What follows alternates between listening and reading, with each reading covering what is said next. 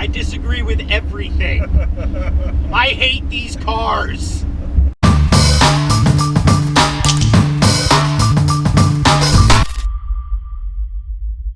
Hey, what's going on, guys? Welcome to Shifting Lanes. Thanks for tuning in. My name is Hanson. This is Gregson. That's Chad. And we're here today to talk about two different crossovers, the 2017 Hyundai Tucson and the 2017 Nissan Rogue.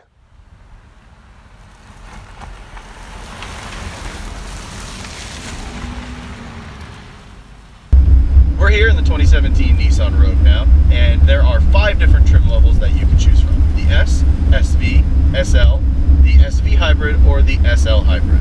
This one is the top of the line non-hybrid, the SL all-wheel drive. It has 170 horsepower, 2.5 liter 4-cylinder engine, dual overhead cam, 16 valve, and is approximately $34,000. Wait, hold on, 170 horsepower out of a 2.5 liter? Yes. Are you kidding me? Nope. That is way too low. It's very weak. And is that from the 90s? It is. It really is. I mean, the engine itself surprisingly sounds pretty cool when you put your foot down. Yeah, I completely disagree, but go on. No, I hear you. But for what this is, I put my foot down. I was like, oh, that actually doesn't sound anemic, which is not bad. Everything else other than that is not good. The transmission too is not good. It's a CVT.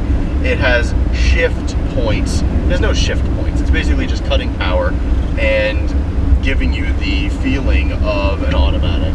So the nice thing about the CVT, if there is one nice thing, is that it's continuously variable. So technically there's absolutely no shift points at all. It's completely smooth, and if you're just doing your daily driving, yes, it does make sense.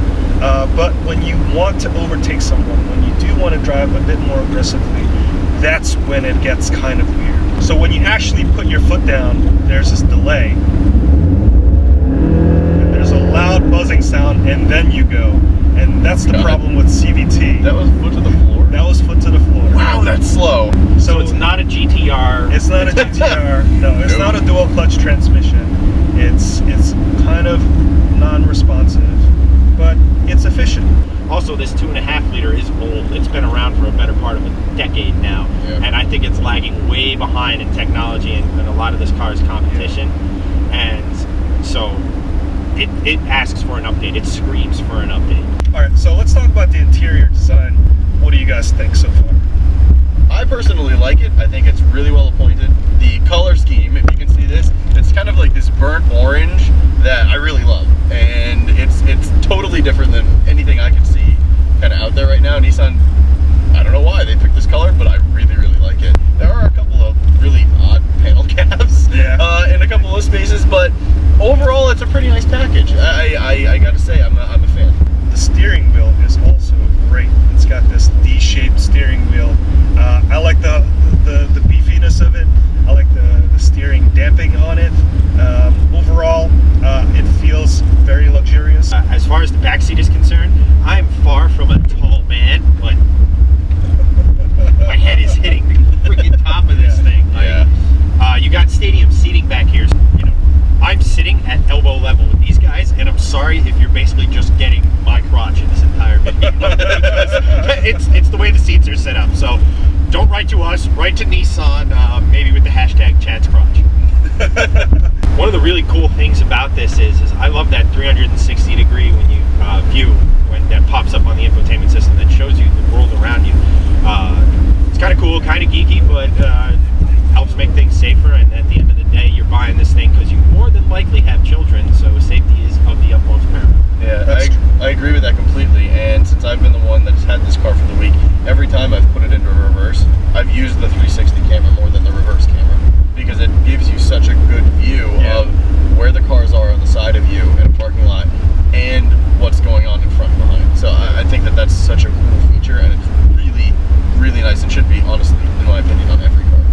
And if you have a smartphone, which you should at this point, and you plug it in, you can sync your Facebook profile to this car. That's pretty cool. I don't know why, if there's no Apple CarPlay or Android Auto, and you can do a Google search, which is really funny too. And also, don't Facebook browse while you're driving. That's bad. No status updates while driving. That's right.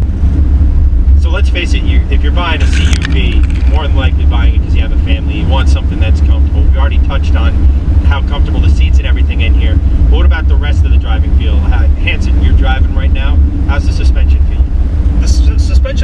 firm, but I think the problem is there's not as much communication between the steering wheel and the road. And that's the problem with most crossovers these days, is there's just a lot of lack of feedback. The steering wheel is highly damped. It's reminiscent of something more like a BMW rather than like a Lexus, let's say. Well, I do agree with all of your points. For what this car is, it's not bad. In corners and on a back road, you're not buying this car for that particular purpose. But it performs, you know, admirably for what it is. A fairly large, heavy car, truck, SUV thing. It's a car. It's really around the bush. Right, exactly. But it's not bad. It's not bad at all. Like you're not getting in this car and thinking it's going to be a Chevy Suburban type of body roll. It's actually quite composed. I hate to make this comparison, but it almost feels like a Mercedes. It's soft, it's boaty, it's comfortable, and it's perfect for long trips when you have a bunch of kids back there yelling at you. You want to be comfortable, you want to be relaxed, not too relaxed, but this is, it's not going to induce lots of driver fatigue. So that's a big plus. I know the question you're all asking, and I'm asking it too. Why buy a CUV? Why not just buy the sedan that this is based on? You'll have more fun. It'll probably be a little bit more efficient. I mean, Hanson, you own a CUV. Why the hell would you want to buy it? Well, the very first thing is where we live. So we live in the Northeast. We suffer 4 seasons, and if for most people, this is their only car. The high ground clearance, the all-wheel drive, those are nice to haves when you have like 6 inches of snow that you have to plow through. So those are all great things. The other point is the amount of cargo space that you can fit inside here. There's a lot more than your traditional sedan, maybe a little bit more than your traditional hatchback. All right, so now we're sitting in a 2017 Hyundai Tucson. This is the Hyundai Tucson Limited all-wheel drive. So with the Hyundai Tucson, there are 4 trim levels. There's the SE, the base.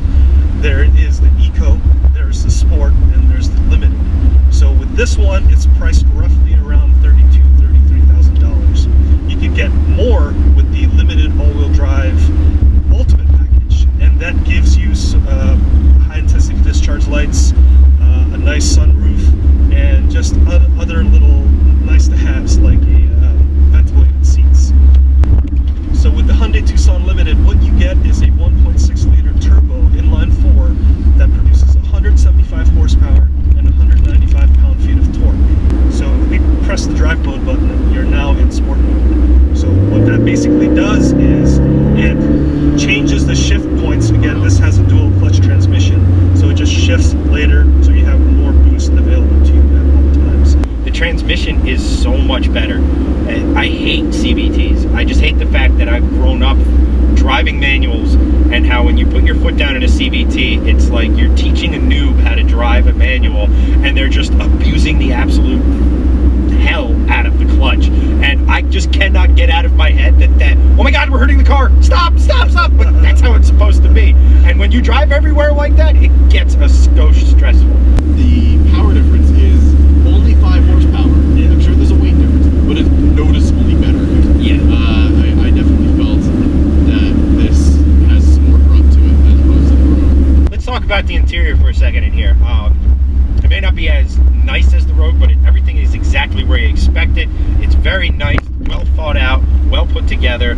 The buttons, they're within decent arm's reach, so you don't have to necessarily reach around or look or phrasing. The thing about this interior I would like is the seats are basically non-supportive. They're relatively flat. I'd like a little bit more of a bucket to them. I mean, granted, you're not going to be driving insane in this thing, but I would like that support.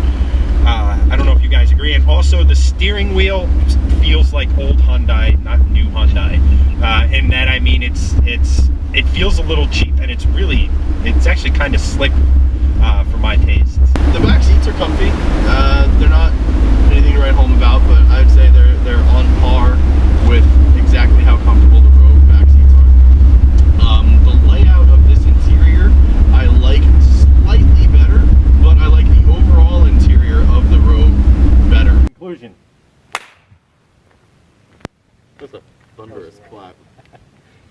right, we're back, and we've driven both cars, and now we are going to go through each point, and we're going to see exactly what we think about each one of these cars. The first thing is value for money.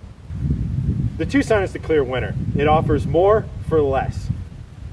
And not to mention that the Tucson also has the 10-year, 100,000-mile warranty, which the Nissan Rogue doesn't have.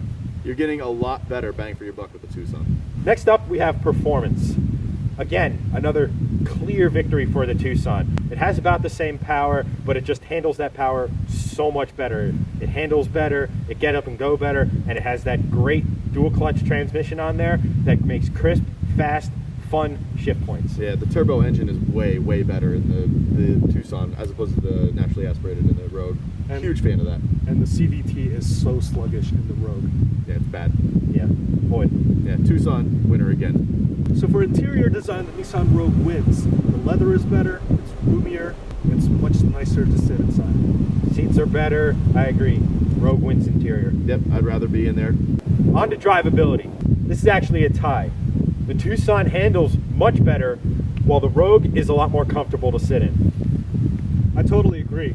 If I were to take this to the track, if I were to do that, I would take the Tucson over the Rogue, just because it just handles more tightly. This one I would take on a long road trip, because it's comfortable, it's nice inside, it's better to live with. I agree with what Chad said. I would take neither of these to the track. All right, thanks for making it with us this far. It's time for our conclusion. Tucson or Rogue? Hanson. So I have to pick the Tucson because it's got a much more clever gearbox. It's got the dual clutch transmission. It also has the better warranty. Gregson. Same. It's got to be the Tucson. It's just a better overall car, in my opinion. And that's a clean sweep for the Tucson, as I pick it as well. It's just the better performing car, it's more fun, and it's absolutely the best value for the dollar. Thank you so much for watching. Agree, disagree, let us know in the comments below. You can also find us on social media. You can also check us out at shiftinglanes.com. I've been Chad, that's been Hanson, that's been Greg, and we'll catch you next time.